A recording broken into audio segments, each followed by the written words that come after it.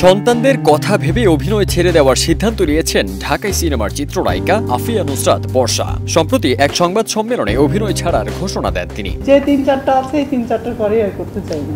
বর্ষা মনে করেন সন্তানরা বড় হলে নায়িকা হিসেবে মাকে কিভাবে নেবে সেই চিন্তা থেকেই অভিনয় ছাড়ার সিদ্ধান্ত।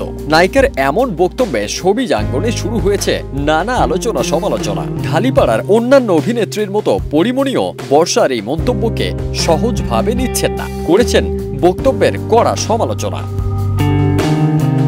২৬ মার্চ সকালে এক ফেসবুক স্ট্যাটাসে অনন্ত জলিলের স্ত্রীকে রীতিমতো এক হাত নিলেন পরী। যদিও স্ট্যাটাসে কোথাও বর্ষার নাম উল্লেখ না করলেও বর্ষার বক্তব্যের বিভিন্ন অংশ তুলে ধরে জবাব দিয়েছেন তিনি। স্ট্যাটাসের শুরুতেই লিখেছেন, জি ছোট্ট আপা, সঠিক বলেছেন আপনি, কিন্তু আপা আপনার বাচ্চা বড় হওয়ার সাথে পর্দাতে হিরোইন লাগার কোনো ব্যাপারই নেই, কারণ আপনি এটা করার অপচেষ্টা যে করে গেছেন সেটা আজীবনই রয়ে যাবে। যে ৩-৪টা আছে এই ৩-৪টার পরেই আর করতে চাই না। ওয়ালটন আবারও মিলিনিয়ার অফারে ওয়ালটন ফ্রিজ কিনে আপনিও হয়ে যেতে পারেন মিলিয়নিয়ার। মিলিনিয়ার ছড়াছড়ি দেশ জুড়ে, এটা শুধু ওয়ালটনই পারে।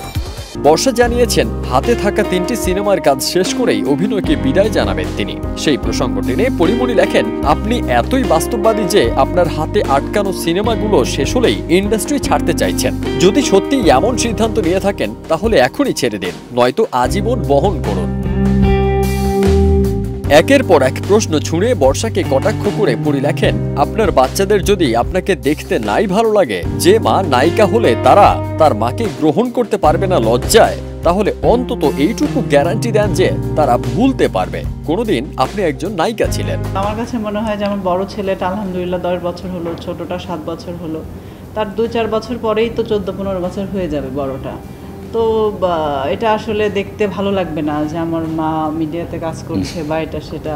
কোনো একদিন নাচা গানা করেছেন, কোনো একদিন নাভি দেখিয়েছিলেন পর্দায়, কোনো একদিন আপনার হাঁটুর কাপড় উড়ে গিয়েছিল কোনো এক ফ্রেমে, কোনো একদিন ঠোঁটের কোণে কামড় দিয়েছিলেন ক্যামেরার অ্যাকশনে, যা দেখে শীষ বাজিয়েছিল সিনেমা হলের রিক্সা চালক দর্শক। সেগুলো অন্তত ভুলিয়ে দেন আমাদেরকে, তারপর আপনার বাচ্চাদের নিয়ে চিন্তা করুন। মেয়েদের বাজারে ওকে ছেড়ে দিতে পারবো, আমি রিল্যাক্সে ঘুমায় থাকবো, আমি জানি ও ঘুরে টুটে সুন্দর মতো চলে আসবে। বর্ষা সেই সংবাদ সম্মেলনে নিজের স্বামী অনন্ত জলিলের প্রশংসা করে বলেছিলেন, অনন্তকে মেয়েদের বাজারে ছেড়ে দিলেও স্ত্রীর কাছেই ফিরে আসবেন। বর্ষার সেই মন্তব্যেও আপত্তি জানিয়েছেন পরী। কড়া ভাষায় বললেন, আপনি যে বলেছেন মেয়েদের বাজার, এই মেয়েদের বাজার কি বোঝাতে চাইলেন কচি আপা? বাজার হলে কি সমস্যা? যদিও সেই বাজারের খরিদ্দার নাই বা ছিল কোনোদিন, তারা ছিল বলেই বাজার হয়েছে।